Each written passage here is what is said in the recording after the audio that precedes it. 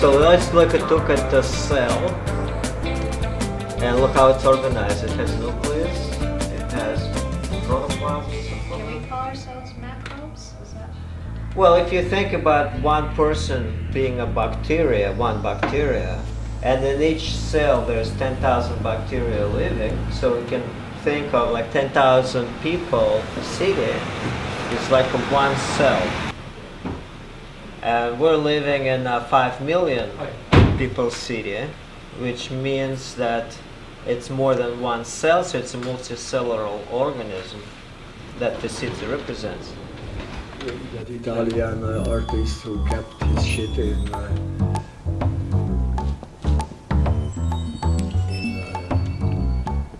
cans, kept his shit. Later on, like after his death, they were sold for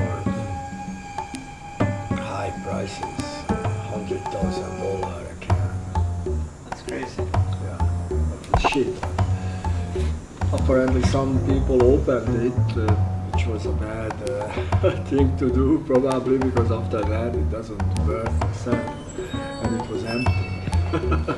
And it was empty, but couldn't they tell by the weight of it that it was empty? I don't.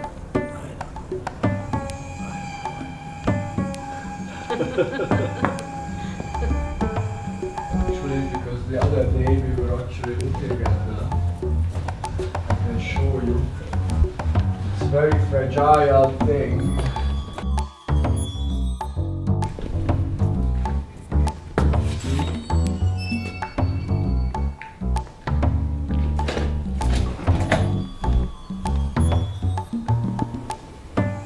So, what is this again? This is a soup you made? Using postal art, things what artists sent to me through the mail. And for exhibition. And I use them to put everything in a pot, mix it with water and my blood and all kind of other ingredients. And I created this soup which was called World Phantom Soup for eternal immortality or total suicide. October 31st, 1979, I made this in Montreal.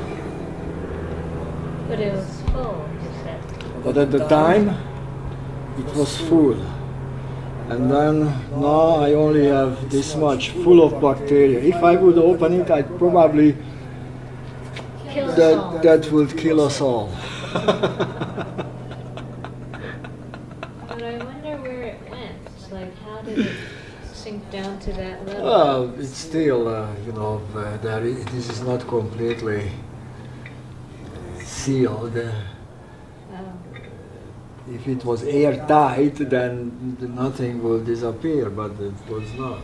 So, yeah. Anyway, this is one. And you have many of them? And, well, no, I have only left two. I kept two. Yeah, I had many more of them. But you know, these things, they disappear in some ways because you can't just keep all these. This is more tight, you see? It has much more in it, and this is the International Postal Art Soup. Red Supper ceremony, and this was in June. Can you is it June 30th, 1979. June 30, 1979, also in Montreal. And my idea was that I keep this and some new life is going to born in these soups. And that will bring the real world of Neoism to the planet. Yeah. You have to understand the language of bacteria. And it might, if I would open it, which I'm kind of worried about. But look at those things. Look. Can you see it? I think that's already some kind of a creature. You see that?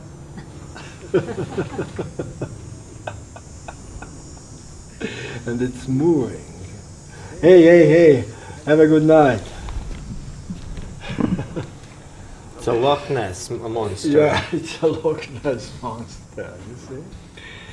So, Wants to come out, desperately. it's some kind of, it formed within itself, this thing? I don't know, I can't remember what were all the things that I Ingredients. put in this soup. It was a big soup, obviously I couldn't keep the whole thing, I only kept part of it, hoping that I kept the most important part of it, that was ready to multiply and cells ready to go and get formed into some kind of a monster. No, it's still too early to say. This has to wait for like another 1,000 years or something. And then we will be able to tell. Even 1,000 years, not enough. Million.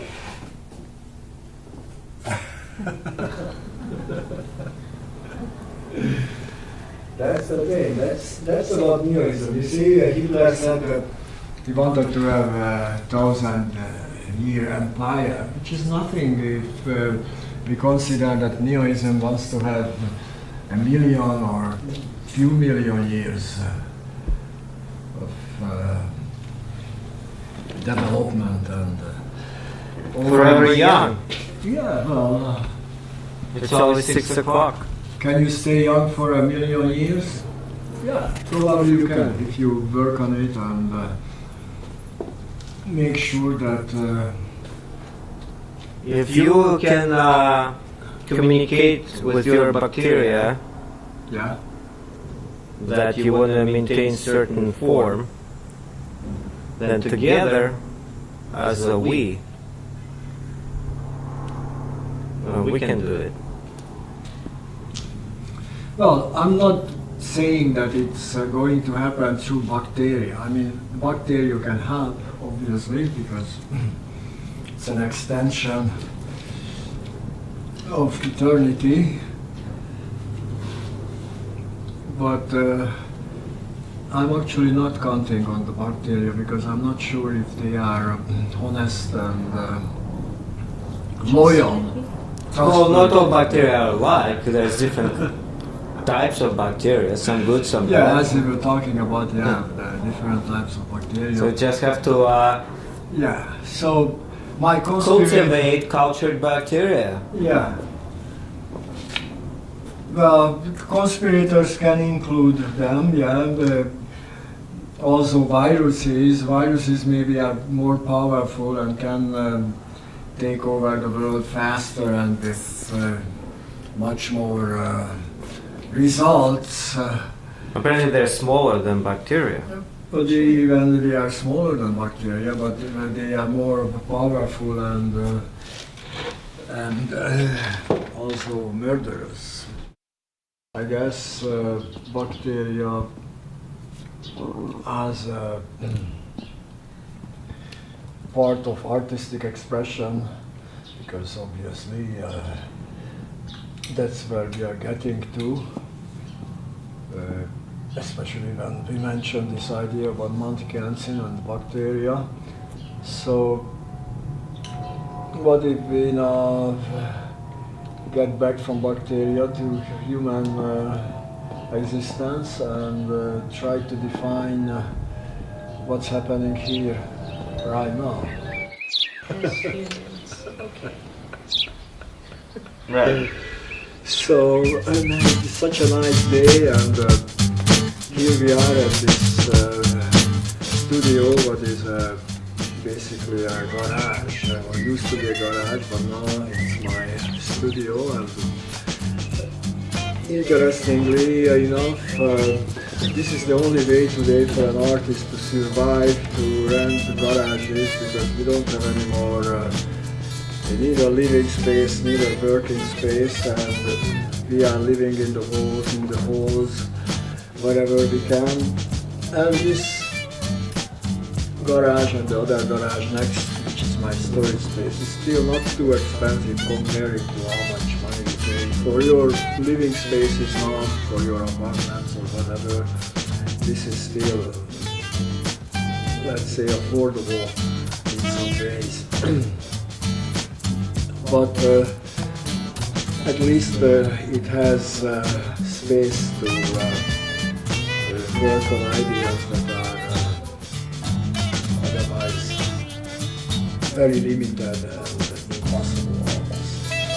Let's have a look at Sasha, because we were talking about the flaming iron, and there are some irons, though are not on flames, but it's a little installation of steam irons, industrial steam irons that I collected from factories after they went out of business in the early 90s, and all those businesses moved on to Mexico, and warehouses were closed, and all those sweatshops where all these irons were used before were closed, and I collected quite a few of them. I have a collection of irons, about a few hundreds, I don't know exactly how many, maybe 1,000. And that's a big part of Neoism, that because the iron is the representative object of Neoism by its very powerful not only shape and heaviness, and also because it somewhat represents the development of technology. Like in the old times there were irons working with steam, there were irons before that working with fire, coal irons and all kind of different irons. Today irons are almost electronic and all has the digital control and all these things. And also they are revolutionary objects. I mean, when I put flame on the bottom of the iron and hold it up as a torch, it becomes a revolutionary object, because in the times like in the 60s, 70s, irons represented the oppressive forces of humanity, oppressing females to stay home and iron men's shirts and pants all day long, and that was finally liberated around the 80s or whatever. It's still going on, and well, ironing things is actually interesting because we are beautifying. The iron is a beautifying object, but when you put fire on the iron, then you basically destroy that possibility of using it as beautifying, but it itself becomes a very beautiful object, the iron on flames, the flaming iron, which then became a symbol of Neoism in the early 80s, and each time we had a Neoist event, we flame irons and sang revolutionary anthems, revolutionary songs while holding up the flaming iron. I can't flame the iron right now because I don't have the glue. Because how you flame the iron, that you put rubber cement, this rubber glue on the bottom of the iron that you can control really well, and it flames, it burns without hurting people, and it doesn't have that much heat. It wouldn't cause a big fire. It's not very dangerous. So next time you come here, where I go to the studio, I'm going to flame and iron, and I have also lots of beautiful images of flaming irons, maybe even in this book here somewhere. Let me see. I think I do. This book is from Italy and it's from the 90s, but maybe I don't have a flaming iron. Where is the flaming iron?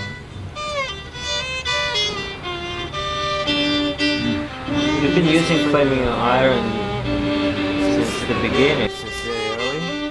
Yeah, okay, so not in this book, flaming iron, but I have used flaming iron here, for sure. In this book, I can... Yeah, so the flaming iron became basically like a iconic representative object of Neoism and the revolutionary torch. Like from what year?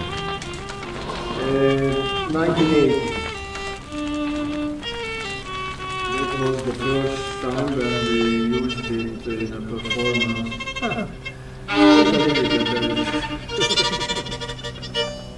And then put in that one. It's so prolific. Oh, I know. Yeah, here. I know. This is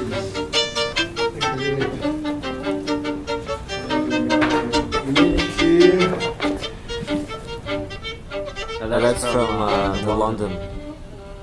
Yeah, this book is, yeah, it was published in London, but it represents the work of New York artist group, the Rivington School. Here. Right. Yeah?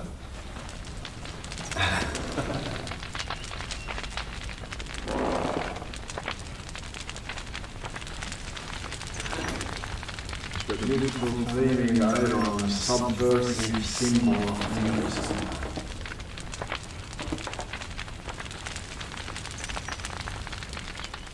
In the blue endless sky, a flaming iron flies. Mommy says, get up, daddy, your breakfast is ready.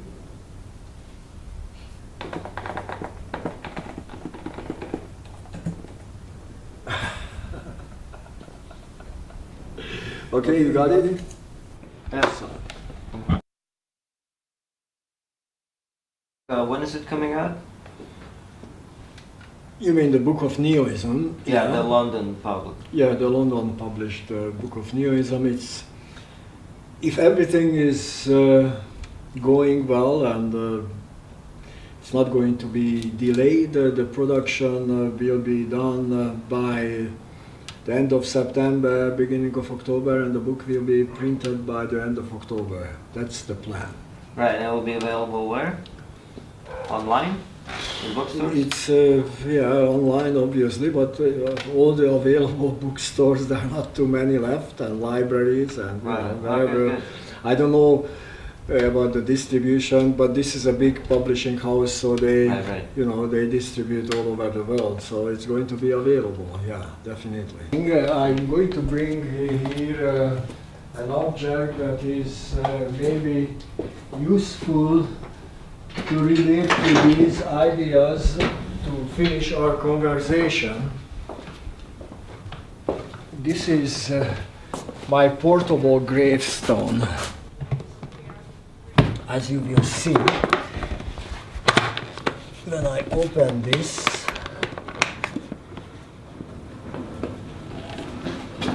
Happy Birthday Revolution. I have made this for the 50th anniversary of the Hungarian Revolution in 2006. The Hungarian Revolution happened in 1956. To celebrate the 50th anniversary, I made this portable gravestone and splashed it with my own blood, like I often celebrate life by using my blood. There are also a couple of books included here for those who want to learn more. Neoism Bad Attitude. And there is another one here. Neoism Immortality.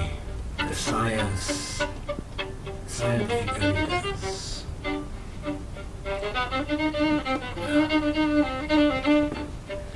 So, what was this here? Oh, I don't know what this is. Ooh.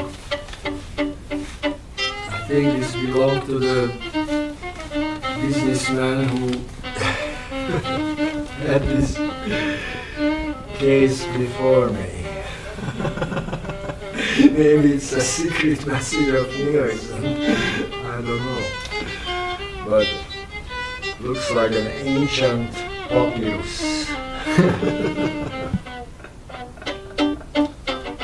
I never realized it was here. Smells also quite ancient. How long have you had this briefcase? Well, I found this briefcase a long time ago, and then this. After I made this gravestone, I was happy to fit the gravestone into this briefcase, which I had probably for a long time. I like to collect briefcases or any kind of cases to include objects in them. Yeah, maybe I put it back. That will be for future generations an important message. Time capsule. Time capsule, yeah. So anyway, happy birthday, revolution.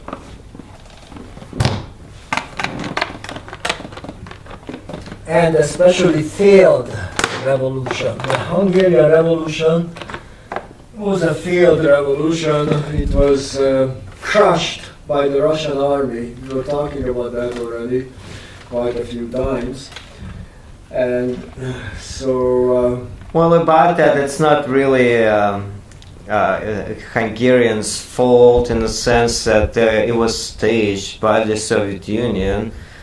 I don't know whose fault was it or how it happened, the final destruction of the revolution, but it was a real revolution that definitely wanted to create freedom of people for a nation that was oppressed. Like, that's why revolution Well, was what happened? It happened in '56. It was at the same time with the Six-Day War and crisis in Egypt, Suez Canal. Yeah, exactly. And everybody was busy with that, and that's why the world didn't pay enough attention to the Hungarian Revolution, because that was the crisis in Egypt, and that was a worldwide importance, and the Hungarian Revolution was too small, and so it got overlooked, and the revolution died without any help from outside.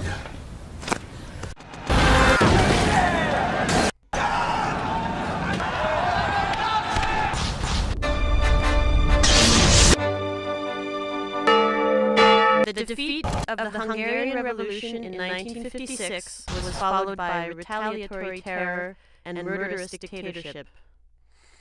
The crushing power of military machinery joined forces with the oppressive technology of political authority. Once again, revolution became an impossible dream.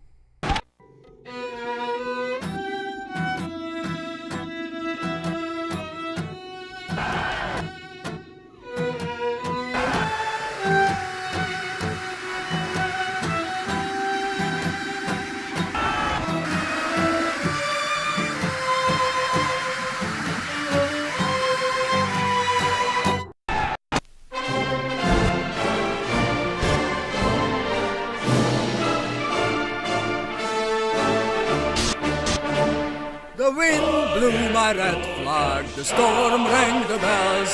I worshipped my idols, dictators and rebels. Cursed with the past, confused and possessed. At age 16 I lived in Budapest. Like a Bob Dylan I gazed at the rain and the sun. It was a time of the rising hippie scum. With fires against the war for love and peace. Leonard Cohen kept drinking cheap wine in Greece. With flowers against the war for love and peace. Leonard Cohen kept drinking cheap wine in Greece.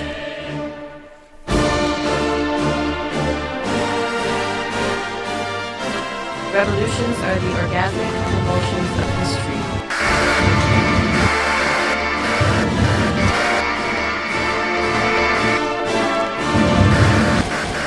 During the summer, I went for a trip to visit my father in the West. He lived in Paris for almost 10 years. I haven't seen him since he left. My father took me for a redeeming haircut.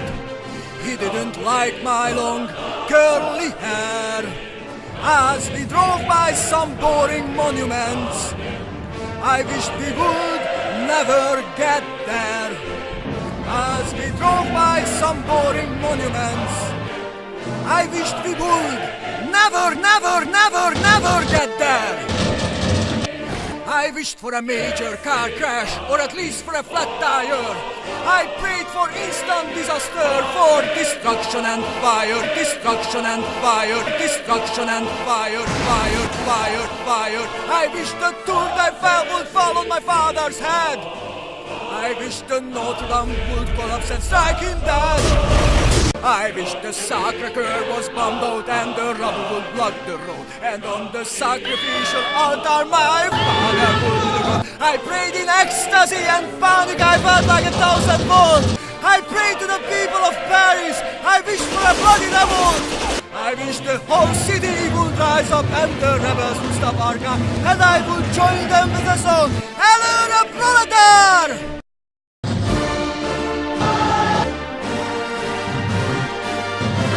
Revolutions are, by their very own nature, unpredictable. The spark that sets fire to everything is inside you. But my father kept on going and smiling at me like a clown. I wish the Larc de Triomphe was burning and the bridges would tumble down. I wish the museums were blown up and the streets were soaked in blood. And when we get to the barber shop, by then the hairdresser would be shot. And when we get to the barber shop, by then the hairdresser would be shot.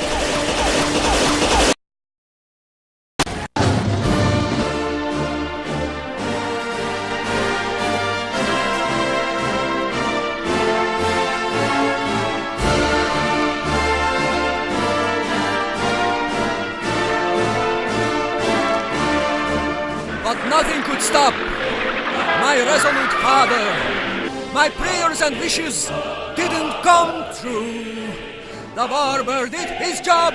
I got a fresh brush cut, and the sky remained hopelessly blue.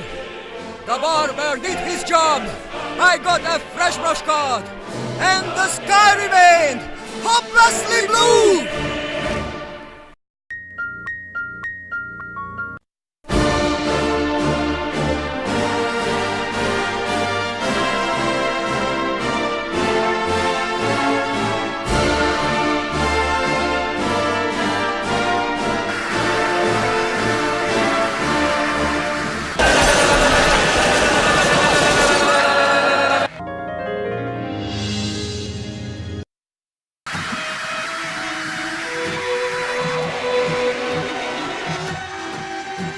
In that stifling hot summer in 1966, nobody suspected, not even Guy Debord, that in less than 2 years, in May 1968, a new wave of uprisings will erupt in all parts of the world, and the streets of Paris will be barricaded by overturned cars.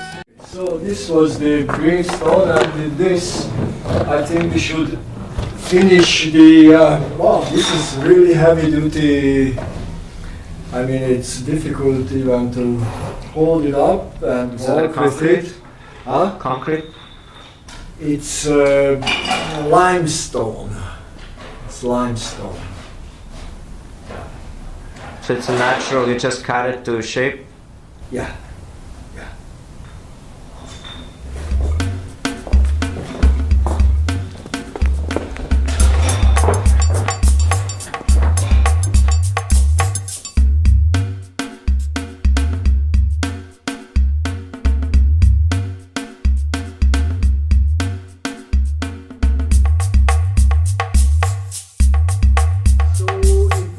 He's a guy who, you know, knew all the. He's a bridge. He's a bridge between all those dead artists and living artists. Nice. Beautiful.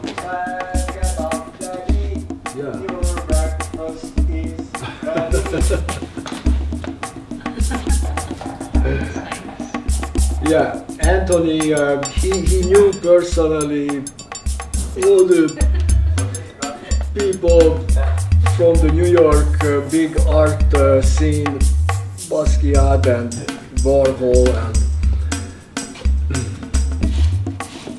Grace Jones, and I don't know, all those highly fashionable people and big superstars, and he was hanging out with them.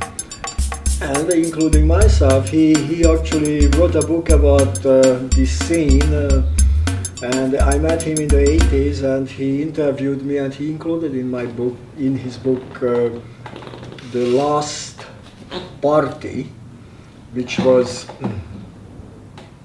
is an important book that sums up that type of revolutionary epoch of cultural upheaval, and when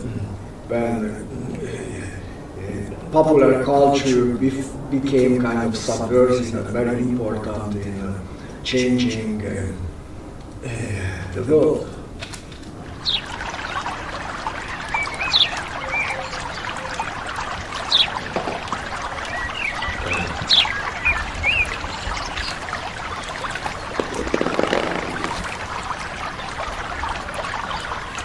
Well, the world is always changing. Change is the only constant.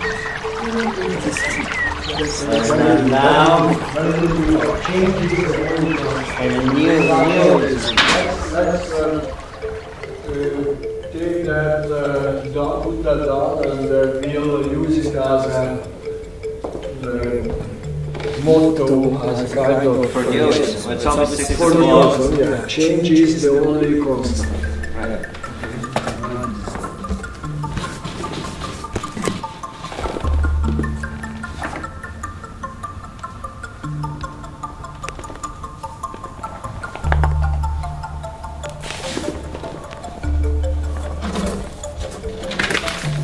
Change is the only constant.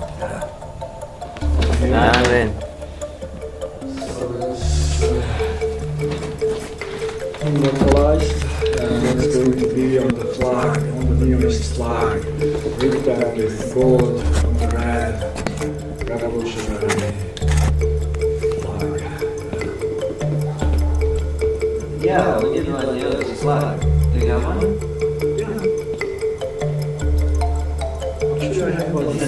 I have one here. I'm going to bring it.